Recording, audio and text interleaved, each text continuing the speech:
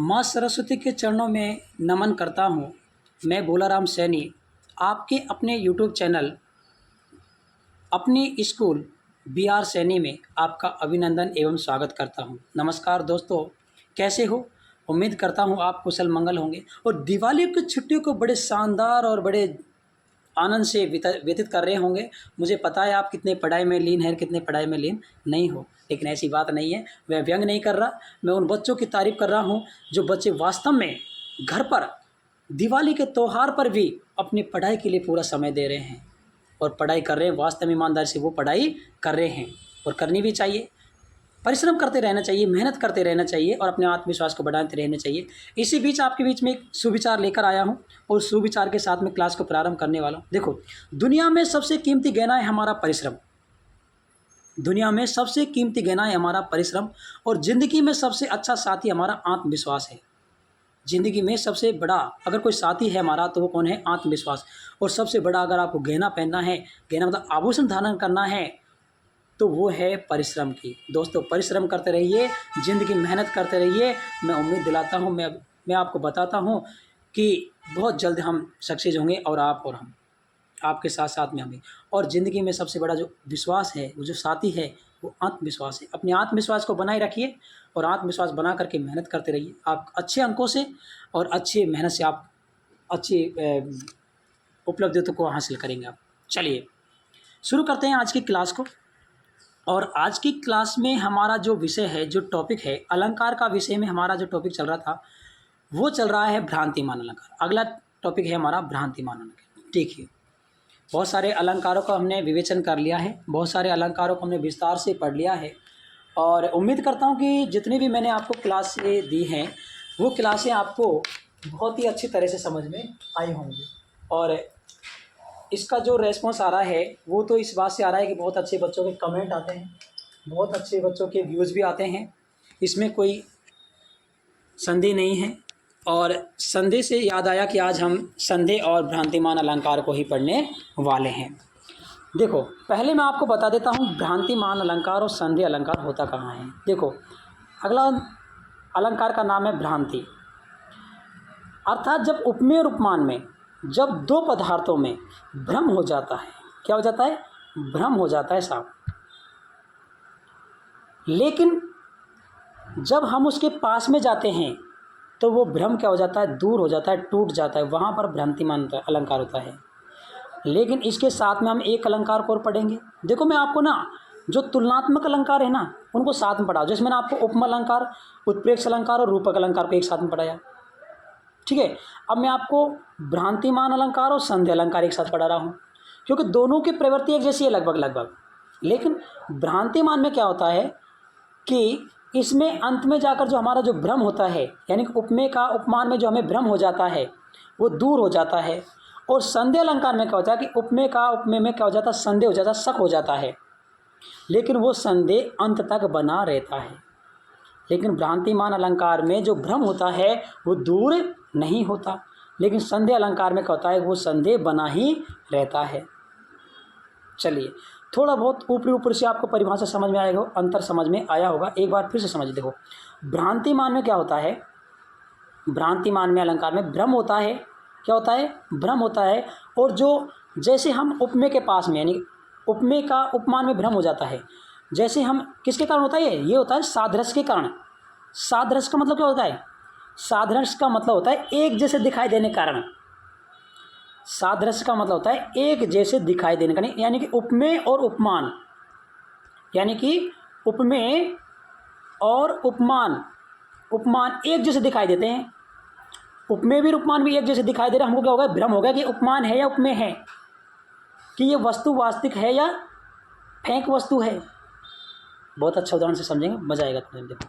ठीक है ना? लेकिन संदेह अलंकार में क्या होता है कि जब उपमेय और उपमान में संदेह हो जाता है कि ये उपमेय है या उपमान है, संदेह होता है और वो अंत तक संदेह बना रहता है, निर्णय नहीं कर पाते संदेह अलंकार में। चलिए देखो, बात करते हैं पहले हम भ्रांतिमान अलंकार की। देखो, अलंकार का नाम है भ्रांति। जब किसी पद में किसी सादृश्य विशेष के कारण, सादृश्य के मतलब होता है समान दिखने के कारण, समान दिखाई पड़ने के कारण, उपमेय में उपमान का भ्रम उत्पन्न हो जाता है, उपमेय में उपमान का भ्रम उत्पन्न हो जाता है, तो वहाँ भ्रांतिमान अलंकार माना जाता है। कहने का तात्पर्य यह है कि जब किसी पदार्थ को देखने पर हमें उसके गुण, उसके समान गुण या विशेषता वाले किसी अन्य पदार्थ के रूप में मान लिया जाता है, यानी गुण समान है, विशेषता समान है, समान दिखाई दे रहा है, इसकी वजह से हमने उसको क्या मान लिया, यानी कि उपमेय को उपमान मान लिया, यानी कि उपमेय में उपमान का भ्रम हो गया, उपमान में उपमेय का भ्रम हो गया। और ये जो भ्रम है, जब हम उपमान के पास में जाते हैं और वो वास्तविकता का पता चलता है, तो जो भ्रम होता है वो टूट जाता है। साहब किसमें, भ्रांतिमान में जो भ्रम होता है वो जब हम उसके पास में जाते हैं, यानी कोई वस्तु जो उपमेय है वो पास में जाती है, तो क्या हो जाता है, टूट जाता है। देखो शानदार उदाहरण है, एक उदाहरण से आपको पूरा अलंकार समझ में आ जाएगा साहब। बिल्कुल सरल सा उदाहरण है जिसके एक ही उदाहरण के माध्यम से आपको पूरा अलंकार समझ में आ जाएगा। देखो जैसे अंधेरे में किसी रस्सी को देखकर सांप समझ लेना, भ्रांतिमान अलंकार है। अंधेरा था और कोई रस्सी पड़ी हुई थी, उसको हमने सांप समझ लिया डर की वजह से, और डरने लग गए सांप। लेकिन हमने जाकर उसके पास में देखा कि वास्तव में ये सांप है या नहीं है। अब देखो यहाँ पर सांप तो उपमान है और रस्सी उपमेय है, सांप तो उपमेय है और रस्सी उपमान है, ठीक है। तो हमने रस्सी के पास में जाकर देखा, तो वो सांप नहीं था, वास्तविक में रस्सी थी। तो हमारा जो भ्रम बना था रस्सी के प्रति सांप का, रस्सी के प्रति सांप का जो भ्रम बना था वो दूर हो गया।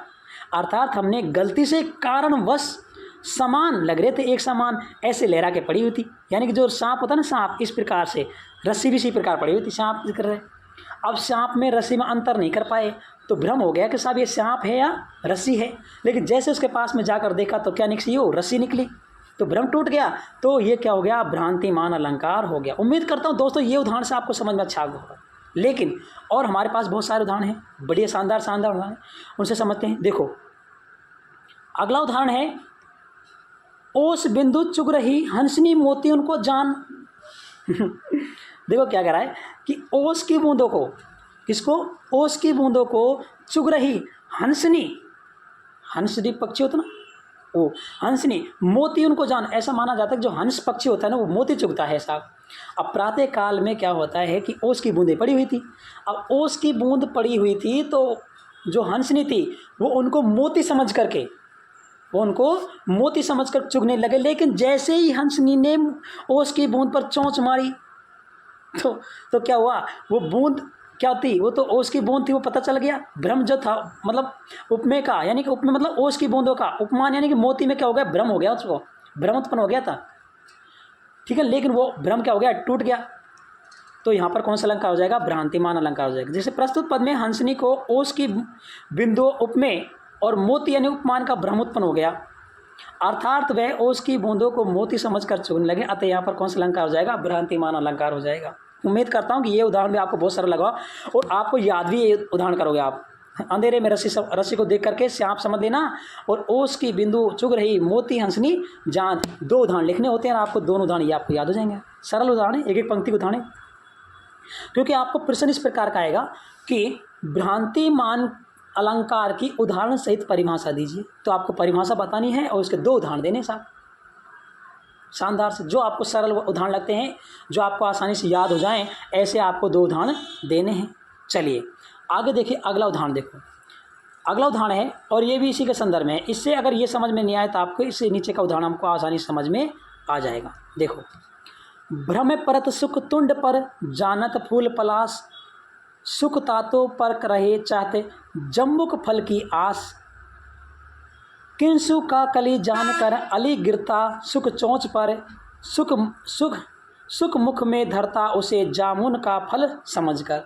देखो इसमें क्या हो गया कि जो भ्रमर को तोते की लाल चोंच में पलाश के पुष्प का, भ्रमर को तोते की लाल चोंच के पलाश के पुष्प का, और तोते को भ्रमर में जामुन के फल का भ्रम उत्पन्न हो गया।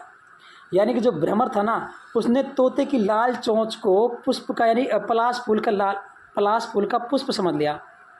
दोस्तों आपको याद दिला दूं कि हमने पढ़ा था कि पलाश का जो फूल होता है ना, जो पलाश को जंगल की आग कहते हैं, क्योंकि पलाश को जंगल की आग इसलिए कहा जाता है कि पलाश में लाल फूल खिलते हैं और दूर से देखने पर ऐसा लगता है लाल लाल दिखाते कहीं पर आग लग रही है जंगल में, तो पलाश का फूल लाल होता है।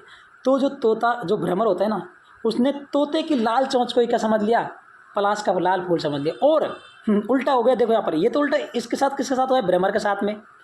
भ्रमर को क्या हो गया, भ्रम हो गया साहब। यहाँ पर तोते को भ्रम हुआ है, किसको भ्रम हुआ है, तोते को भी, कि तोते ने भ्रमर में जामुन के फल को समझ लिया। अब भ्रमर कैसा होता है, काला होता है, और जामुन कैसी होती है, जामुन भी काली होती है। अब तोते समझ लिया कि भ्रमर नहीं है, ये कौन है, जामुन का फल है। अब तोता उस पर चोंच मार रहा है साहब, किस पे, भ्रमर पे। तो एक दूसरे पर यहाँ पर क्या होगा, दोनों को भ्रम उत्पन्न हो गया। लेकिन जैसे ही वो पास में जाते हैं, एक दूसरे को चोंच मारते हैं, है ना, जैसे भ्रमर उस पर मंडराने लग जाता है, किस पे, लाल तोते की लाल चोंच पर, जिसमें लाल तोते की लाल चोंच में रस तो है ही नहीं है, क्योंकि फूल में तो रस होता है, भंवरे को तो रस चाहिए साहब, उसको भ्रम दूर हो जाता है। दूसरी बात कि यहाँ पर जो तोता है, अब तोते को जामुन पसंद, और उसने भ्रमर को काला जामुन समझ लिया, जैसे उस पर चोंच मारी थी तो भ्रमर लिखा।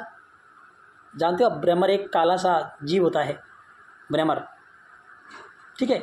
और उसका फिर भ्रम दूर हो गया। भ्रम दूर होने के बाद पता चला कि ये तो गड़बड़ हो गई साहब, मामला खराब हो गया। आगे देखो, ये भी शानदार उदाहरण है। नाक का मोती अधर कांति से, बीज दमिड़ का समझकर भ्रांति से, देख कर सहसा हुआ मौन, सुख मौन है, सोचता यह अन्य सुख कौन है। देखो यहाँ पर क्या हुआ था कि एक नायिका के आभूषण पर, यानी कि जो नाक का जो आभूषण होता है ना, वो लाल आभूषण था, आभूषण का जो मोती था वो लाल था। उसको जो तोता है ना, वो अनार दामिन, यानी अनार का बीज समझ करके, अनार का बीज समझकर उसको भ्रम उत्पन्न हो गया और उस पर चोंच मारने लग गया। जैसे उस पर चोंच मारी तो उसको पता लगा ये तो अनार का दाना नहीं है, अनार का दाना नहीं है साहब, और ये तो क्या है, आभूषण है। चलिए अगला उदाहरण, इससे भी देखो खतरनाक उदाहरण है। देखो अगला उदाहरण, अगला है, पाँव महावर देन को नाइन बैठी आए, पुनी पुनी जानत महावरी, एडी नीचड़ निड़त जाए। देखो नाइन कहते हैं, नाइन जो मतलब ब्यूटी पार्लर के काम करने वाले होते हैं, जो मतलब मेहंदी वगैरह लगाने का काम होता है, वो एक नायिका के क्या होती है कि मेहंदी लगाने जाती है। अब नायिका के जो पैर है ना, वो पहले से ही कैसे हैं पता है आपको, वो महावर युक्त हैं, महावर अर्थात महावर की तरह लग रहे हैं साहब वो पहले से ही। अब नायिका जो ब्यूटी पार्लर वाली है, जो मेहंदी लगाने वाली है, वो नायिका के पैरों पर मेहंदी लगाने की कोशिश कर रही है, लेकिन वो एक ही जगह मेहंदी लगा रही है बार बार, पुनी जान महावर एडी लाज, पुनी बार बार एक ही जगह मेहंदी लगा रही है। और ऐसा लग रहा है कि ये महावर उसने इस पैर पे लगा दी है, इस पैर पे लगा दिए, और एक ही पैर पे बार बार लगाती जा रही है साहब।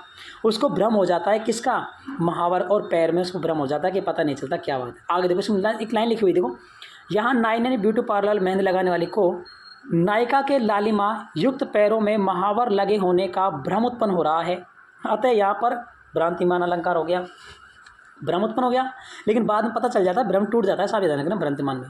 अगला है, जानी श्याम को श्याम घन नाच उठे वन मोर।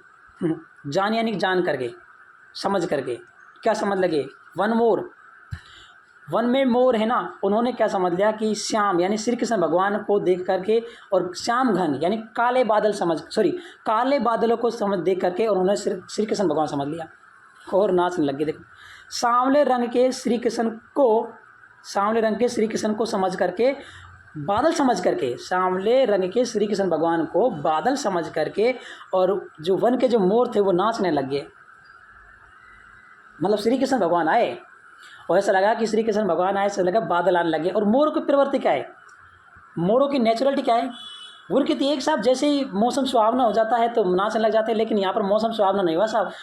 मोर को क्या भ्रम हो गया, मोरों को भ्रम हो गया कि श्री कृष्ण भगवान आए, उन्होंने सोचा कि ये तो बादल आए हैं, श्री कृष्ण भगवान नहीं बादल आए हैं। उम्मीद करता हूँ कि दोस्तों भ्रांतिमान अलंकार आपको अच्छे से समझ में आ गया होगा, और कभी ज़िंदगी में भूलोगे नहीं आप इसको।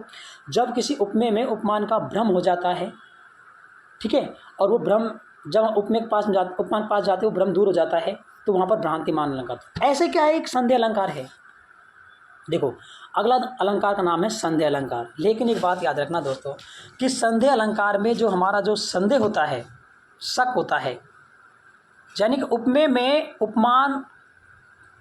उपमान का जो संदेह उत्पन्न होता है वो अंत तक बना रहता है, और भ्रांतिमान में अंत तक बना नहीं रहता, इसमें अंत तक बना रहता है। देखो परिवार, देखो जब किसी पद में समानता के कारण, और वहाँ भी सादृश्य था साहब, वहाँ भी सादृश्य था, सादृश्य के कारण उपमेय उपमान में क्या हो गया था, भ्रम हो गया था। और यहाँ पे समानता के कारण, यानी कि उपमेय उपमान दोनों एक जैसे हैं, सादृश्य यानी समानता के कारण उपमेय में उपमान का संदेह उत्पन्न हो जा रहा है, संदेह उत्पन्न होता है, और यह संदेह अंत तक बना रहता है, तो वहाँ पर कौन सा अलंकार हो जाता है, संदेह अलंकार माना जाता है। देखो कहने का तात्पर्य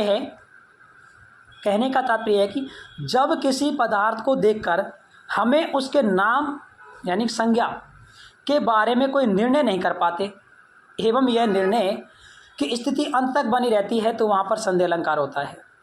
दूसरी बात, संदेह अलंकार में जो वाचक शब्द हैं, संदेहवाचक शब्द हैं, वो आएंगे किंधो, केंद्र, किवा जैसे आदि संदेह व्यंजक या संदेहवाचक शब्दों का प्रयोग किया जाता है। एक उदाहरण से समझाएंगे। देखो पहले आपको ये याद रखना, एक सूत्र के माध्यम से कौन कौन शब्द आते हैं। देखो इसमें देखा है कि सूत्र दे रखा है, और मैं आपको उदाहरण भी ले आता हूँ, जो उदाहरण हमको अच्छे से समझाना है और समझना है, बड़ा मजा आएगा उस उदाहरण को समझने। निश्चय होने वस्तु, यानी जब किसी अलंकार में वस्तु की निश्चय नहीं हो पाती है, निश्चय होने वस्तु सो संदेह कहा है, उसमें संदेह कह पाते हैं, यानी उपमेय उपमान का निश्चय नहीं कर पाए कि उपमेय है या उपमान है, ये उपमेय है या उपमान है, हम निश्चय नहीं कर पा रहे, कन्फ्यूजन हो गए साहब, तो वहाँ पर कौन सा अलंकार होता है, संदेह हो जाएगा। उसमें किंदो, यही, दो, यह, कि यह, इति, विधि, ऐसे शब्द जाए, यानी कि ऐसे शब्द आते हैं किसमें, संदेह अलंकार में। जैसे उदाहरण समझो, देखो एक उदाहरण लेकर आऊँ, बहुत शानदार उदाहरण है और ज़बरदस्त और फेमस उदाहरण है, और अक्सर मैं इसको क्लास में उदाहरण लेता रहता हूँ, और जब इस पंक्ति को बोलते हैं तो बच्चे कहते हैं सर एक बार और बोलो, सर एक बार और बोलो, बड़ा मज़ा आता है बच्चों को सुनने में। जो सारी बिच नारी है कि नारी बिच सारी है, सारी ही की नारी है कि नारी ही की सारी है, बोल कर देखना बड़ा मजा आएगा, पढ़कर देखना, आप 2 बार आप इसको पढ़ोगे तो याद हो जाएगा। और ये उदाहरण मुझे पता है परीक्षा में अगर संदेह अलंकार अगर आपसे पूछा जाए तो आप इस उदाहरण को याद लिख कर आओगे। पहले से हम इसको अर्थ समझेंगे। देखो यहाँ पर संदेह हो गया है साहब, किसको संदेह हुआ है, पहले तो ये सुनो, ये महाभारत के प्रसंग से लिया गया है, महाभारत के प्रसंग से लिया गया है। जब द्रौपदी का चीरहरण हो रहा था उस समय का यहाँ पर वर्णन किया गया है। जो दुशासन है वो द्रौपदी का चीरहरण कर रहा था, महाभारत का प्रसंग है, आपको पता है किस प्रकार क्या बात है, क्या वो आप अच्छी जान रहे हो, लेकिन मैं उस प्रसंग को वहाँ से ले आया हूँ जहाँ से ये लिया गया है। द्रौपदी का चीरहरण हो रहा था, और चीरहरण करने वाला कौन था, दुशासन था। अब दुशासन जैसे ही द्रौपदी की साड़ी को खींच रहा था, मतलब वस्त्र खींच रहा था, साड़ी वस्त्र खींच रहा था, अब वो श्री कृष्ण भगवान का आशीर्वाद प्राप्त करके द्रौपदी के वस्त्र बढ़ रहे थे, साड़ी बढ़ती जा रही थी, तो श्री कृष्ण भगवान द्रौपदी को शायद अपनी बहन मानता, कुछ ऐसे ही था संबंध का। तो एक तरफ से श्री कृष्ण भगवान उसमें साड़ी उत्पन्न कर रहे हैं, दूसरी तरह से जो दुशासन है वो साड़ी को खींच रहा है। अब खींच रहा है तो दुशासन का दिमाग खराब हो गया, दिमाग घूम गया, और उन्होंने क्या कहा, देखो क्या कहा है कि सारी बिच नारी है, कि ये सारी के बीच में नारी खड़ी है, कि नारी बिच सारी है, कि नारी के से बीच में सारी निकल रही है। समझ में नहीं आ रहा, संदेह हो गया उसको कि सारी बिच नारी है कि नारी बिच सारी है। आगे कहा उसने कि सारी है कि नारी, यानी कि सारी की नारी बनी हुई है कि नारी की सारी, या नारी की सारी बनी हुई है। दोस्तों आपको मुझे लगता है कि उदाहरण समझ में नहीं आया होगा, लेकिन आप स्वयं समझ कर इसको देखना। देखो पहले ऐसे टुकड़ों में समझ यहाँ तक, देखो सारी बिच नारी है कि उसको ऐसा लगा कि ये सारी बिच नारी खड़ी है, या फिर नारी बिच सारी है कि नारी के बीच में सारी खड़ी है। दूसरा आगे उन्होंने बोला कि सारी ही की नारी है कि नारी की सारी है, कि सारी की नारी बनी हुई है या नारी की सारी बनी हुई है। अर्थात उसको अंत तक जो संदेह था, उसके दिल और दिमाग में जो संदेह बैठ गया था ना, वो अंत तक शांत नहीं हुआ। लेकिन भ्रांति अलंकार में क्या होता है, वो जो भ्रम बनता है, जो भ्रम उत्पन्न होता है, वो भ्रम क्या हो जाता है, दूर हो जाता है। लेकिन यहाँ पर तो क्या हुआ, जो संदेह था ना वो अंत तक बना है साहब। सारी बिच नारी है कि नारी बिच सारी है, सारी ही की नारी है कि नारी की सारी है, समझ में नहीं आ रहा उसको, तो दिमाग खराब हो गया साहब, उसका धूम घूम गया।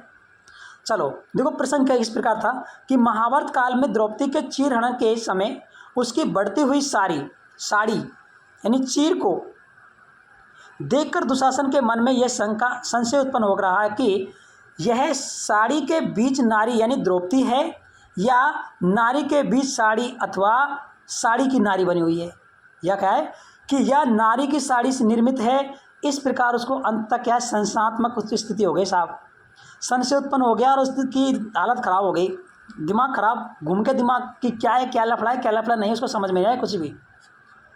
तो ये हो गया, इसे कहेंगे आप संदेह अलंकार। अब देखो साहब अगला उदाहरण, ये है सरस ओस की बूंदे या है मंजुल मोती। ये है सरस ओस की बूंदे या है मंजुल मोती।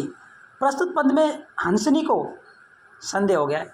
इसमें क्या है, हंसनी जो है उसको क्या हो गया, संदेह हो गया है।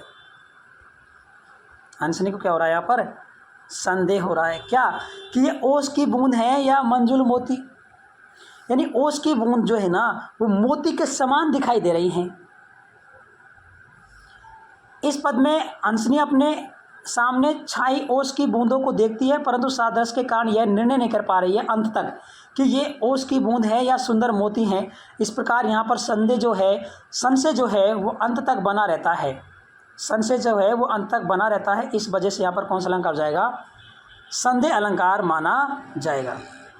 अब देखो साहब, अब आ गया दूसरा अगला उदाहरण और खतरनाक उदाहरण। उम्मीद करता हूँ कि आपको संदेह अलंकार है ना उस उदाहरण से समझ में आ गया होगा। सारी बिच नारी है कि नारी बिच सारी है, सारी की नारी है कि नारी की सारी है। उसके साथ साथ में एक और ज़बरदस्त और शानदार बढ़िया उदाहरण लेकर आया आपको सामने। देखो प्रसंग कहाँ से लिया गया है, प्रसंग वहाँ से लिया गया है कि जब सुपर्णखा जो है वो लक्ष्मण को प्रपोज करने के लिए जाती है। आपको पता है जब भगवान राम और माता सीता और लक्ष्मण जो है वो पंचवटी में अपना वनवास व्यतीत कर रहे थे, तो एक समय क्या हुआ था कि जो सुपर्णखा है, ठीक है ना, वो वन देवी थी सुपर्णखा, वो सॉरी जंगल में रहती थी, राक्षनी थी रावण की बहन सुपर्णखा। तो वो भगवान राम के पास जाती है विवाह का प्रस्ताव लेकर के, लेकिन भगवान राम कहते हैं कि देखिए सुंदरी, मैं तो क्या है कि भाई शादीशुदा हूँ, मैं तुमसे विवाह नहीं कर सकता। अगर आपको शादी करनी है वास्तव में तो आप ऐसे करें कि मेरा छोटा भाई अगर आपको वो प्रस्ताव को मान लेता है, आपके फ्रेंड रिक्वेस्ट को एक्सेप्ट कर लेता है, तो हमें कोई ऐतराज़ नहीं है। अब सुपर्णखा साहब लक्ष्मण के पास में जाती है। अब देखो सुपर्णखा ने है ना राक्षसनी का रूप लेकर के नहीं जाती। वो एक सुंदर नारी, अच्छी साफ सुथरी और सुंदर नारी का रूप धारण करके और लक्ष्मण के पास जाती है और लक्ष्मण से शादी का प्रस्ताव रखती है, फ्रेंड रिक्वेस्ट देती है उसको, सॉरी शादी का प्रस्ताव देती है, मतलब है ना, शादी के लिए बोलती है उसे। अब लक्ष्मण देखो उसको समझ नहीं पाता है, लक्ष्मण कन्फ्यूज होता है। लक्ष्मण को क्या है यहाँ पर संदेह होगा कि है कौन, लक्ष्मण को संदेह है कि वो है कौन है। लक्ष्मण को समझ में आ रही। लक्ष्मण ने कहा, कहूँ मानवी यदि मैं तुझको तो वैसा संकोच कहाँ। लक्ष्मण क्या कर रहा है, कहूँ मानवी यदि मैं तुझे मानवी कहूँ यानी मानव मानो तुझे, मैं यदि मानव कहूँ मैं तुझे तो ऐसा संकोच अर्थात ऐसे तुझमें लज्जा, तेरे अंदर लज्जा शर्म हया नहीं है। अगर तुझे मानव कहूँ तो राक्षस नहीं हो और मानव प्रवृत्ति की होती, एक अच्छी प्रवृत्ति की होती तो भाई उसमें लज्जा होती, शर्म होती, लिहाज होती। इस प्रकार लक्ष्मण को प्रपोज नहीं करती। तो लक्ष्मण को दिमाग खराब किया, अगर मैं तुझे मानवी कहूँ तो तुझमें वो क्या नहीं है, संकोच अर्थात मनुष्य का तरह तुझमें संकोच नहीं, तो फटाफट शादी के लिए बोल रही है। कहूँ दानवी, अगर तुझे दानव कहूँ यदि राक्षस नहीं कहूँ, दानवी कहूँ, है ना, तो उसमें है लावण्य की लोच कहाँ, तो उसमें लावण्य की लोच कहाँ, अर्थात तू दिखाई भी तो नहीं दे रही ना, राक्षस दिखाई भी नहीं दे रही, तेरी तो जो वेशभूषा है वो तो साहब बढ़िया शानदार है, बढ़िया साड़ी वाड़ी पहन के गई होगी, खैर जींस टॉप तो नहीं पहन के गई होगी साड़ी वाड़ी पहन करके बढ़िया शानदार और आभूषण धारण करके और अच्छी सुंदर स्त्री बनकर गई होगी लक्ष्मण के सामने। तो लक्ष्मण का अगर दानवी कहूँ यानी कि राक्षसनी तुझे कहूँ तो ऐसे तुझे दिखाई नहीं देती साहब राक्षसनी से। आगे देखो ये पंक्ति भी सीमेज दो दोस्तों, वन देवी समझू तो वह होती है भोली भाली। अगर वन देवी जंगल की कोई देवी अगर मैं तुझे समझूँ तो वो तो भोली भाली होती है साहब। तुम ही बताओ अतः कौन तुम हे रमणी हे रहस्य वाली, कि हे रमणी या रहस्य वाली तुम ही बता दो कि तुम कौन हो। अर्थात मैं तो भाई देखो मेरा दिमाग घूम गया, मैं तो तुझे समझ नहीं पा रहा तू कौन है नहीं है। अर्थात वो निर्णय नहीं ले पाया साहब, अंत तक निर्णय नहीं ले पाया कि कौन है कौन नहीं है। लक्ष्मण जो है शूर्पणखा को पहचान नहीं पाया है। उम्मीद करता हूँ कि दोस्तों आपको ये उदाहरण समझ में आ गया होगा कि लक्ष्मण को यहाँ पर शूर्पणखा में क्या होगा, संदेह होगा कि कौन है कौन नहीं है, समझ नहीं पाया है पूरी तरह से। बहुत अच्छे समझ में आ गया होगा, उम्मीद तो मैंने पूरी की है, कोशिश तो मैंने पूरी की है और उम्मीद करता हूँ कि आपको ये उदाहरण समझ में भी आ ही गया होगा। आगे देखो प्रस्तुत पद में जो रूप परिवर्तित मतलब समझ रहे हो आप, अर्थात शूर्पणखा जो है ना राक्षसनी का रूप ना रख करके और एक अच्छी सुंदर कोमल सुशील नारी बन करके और लक्ष्मण के समक्ष जाती है। तो रूप परिवर्तित शूर्पणखा को देखकर लक्ष्मण यह निर्णय नहीं ले पा रहे हैं कि वह किसी मानव स्त्री है अथवा किसी दानव की स्त्री है, दानव राक्षस की स्त्री है, सॉरी दानवीय देवता की स्त्री है अथवा कोई वन देवी है। अंत तक यह निर्णय की स्थिति जो बनी रहती है, अर्थात यहाँ पर संदेह अलंकार है। बात समझा दोस्तों, उम्मीद करता हूँ कि यह अलंकार आपको समझ में आ गए होंगे। मैंने आपको यहाँ पर एक भ्रांतिमान अलंकार और एक संदेह अलंकार दोनों के एक साथ समझाने की कोशिश की है। भ्रांतिमान अलंकार में उपमेय में उपमान का भ्रम हो जाता है लेकिन वो अंत में भ्रम टूट जाता है, नंबर एक बात। दूसरी बात संदेह अलंकार में क्या होता है कि उपमेय का उपमान में संदेह हो जाता है, संशय उत्पन्न हो जाता है, लेकिन वो संशय अंत तक बना रहता है। वहाँ पर कौन सा अलंकार हो जाएगा, वहाँ पर संदेह अलंकार माना जाता है। उम्मीद करता हूँ आपको दोनों अलंकार अच्छे समझ में आ गए होंगे दोस्तों। और इस वीडियो को भी आप पिछली वीडियो की तरह ही अपने दोस्तों के साथ शेयर करेंगे और अच्छे से इसको वाचिंग करेंगे 2-2 3-3 बार। देखो दोस्तों मैंने सरल उदाहरणों में सरल परिभाषा में आपको ये टाइपिंग की है। करीब 3-4 किताबों से उदाहरण 3-4 किताबों से परिभाषा निकाल करके सरल परिभाषा निकाल करके आपको ये टाइपिंग करके दी है, यहाँ पर समझाने की कोशिश की है सरल उदाहरण से के माध्यम से। आप इनका नोट्स बनाइए और अच्छे से रटिए इनको, आगे तक आपको ये काम आएंगे। ये नहीं कि 11वीं-12वीं क्लास में ही काम आएंगे, आपको आगे तक ही काम आएंगे कमर्शियल लेवल तक, ठीक है। और इन्हीं उदाहरणों को आपको लिखना, इन्हीं परिभाषाओं को लिखना, आपको अच्छे नंबर मिलेंगे। मैं ये कह रहा हूँ एक भी नंबर आपके अलंकार में कटने वाले नहीं हैं। और ये उदाहरण भी आप कैसे हैं कि आपको अच्छे से याद हो जाएंगे। धन्यवाद दोस्तों, मिलते हैं अगली वीडियो के साथ। तब तक बेसब्री से इंतज़ार कीजिए मेरी अगली वीडियो का।